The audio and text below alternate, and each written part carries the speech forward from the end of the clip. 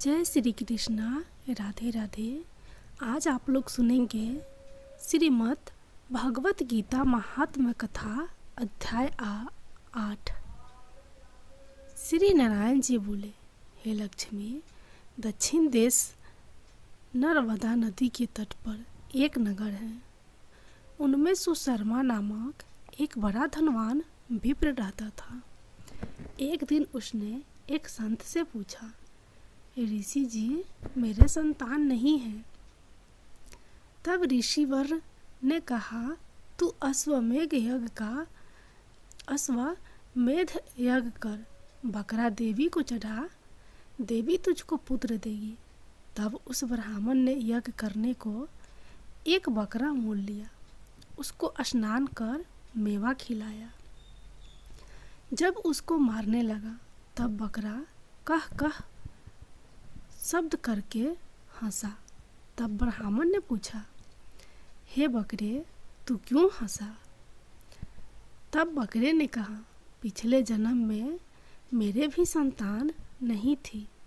एक ब्राह्मण ने मुझे भी अश्वमेध का यज्ञ करने को कहा था।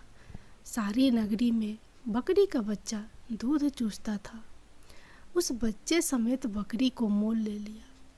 जब उसको बकरी के स्तन से छुड़ाकर यज्ञ करने लगा तब बकरी बोली, अरे ब्राह्मण, तू ब्राह्मण नहीं जो मेरे पुत्र को होम में देने लगा है। तू महापापी है। यह कभी सुना है कि पराये पुत्र को मारने से किसी ने पुत्र पाया है।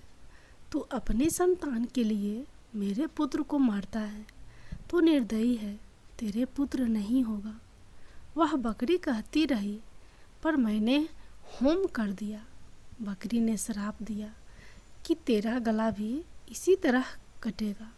इतना कह बकरी तड़प कर मर गई। कई दिन बीते, मेरा भी काल हुआ।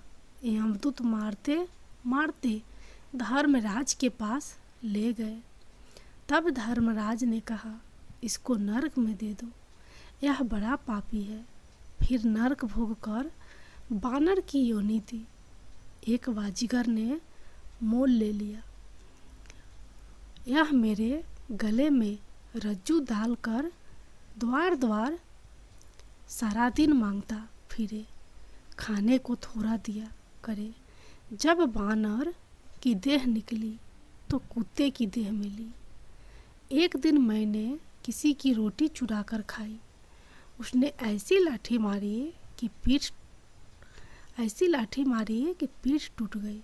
उस दुख से मेरी मृत्यु हो गई। फिर घोड़े की देह पाई। उस घोड़े को एक भटियारे ने मोल ले लिया। वह सारा दिन चलाया करे, खाने पीने को खबर ने लेवे। सांझ समय छोटी से रस्सी के साथ बांध घोड़े ऐसा बांधे कि मैं मक्खी भी न उड़ा सकूं। एक दिन 2 बालक एक कन्या मेरे ऊपर चढ़कर चलाने लगे। वहाँ कीचड़ अधिक थी, फंस गया। ऊपर से वह मुझे मारने लगे। मेरी मृत्यु हो गई। इस भांति अनेक जन्म भोगे। अब बकरे का जन्म पाया। मैंने जाना था जो इसने मुझे मोल ले लिया है। मैं सुख पाऊंगा तो छुरी लेकर मारने लगा है।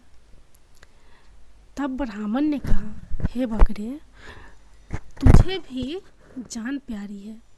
अब मैं अपने नेत्रों से देखी हुई कहता हूँ तो सुन। कुरुक्षेत्र में चंद्र सुशर्मा राजा स्नान करने आया।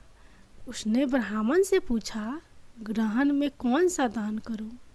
उसने कहा, राजन, काले पुरुष का दान कर। तब राजा ने काले लोहे का पुरुष बनवाया। नेत्रों को लाल जरवा सोने के भूषण पहनाकर तैयार किया। वह पुरुष कह कह कर हंसा राजा डर गया और कहा कि कोई बड़ा अवगुण है जो लोहे का पुरुष हंसा। तब राजा ने बहुत दान किया। फिर हंसा ब्राह्मण को कहा, हे ब्राह्मण, तू मुझे लेगा। तब ब्राह्मण ने कहा, मैंने तेरे सरीखे कई पचाए हैं।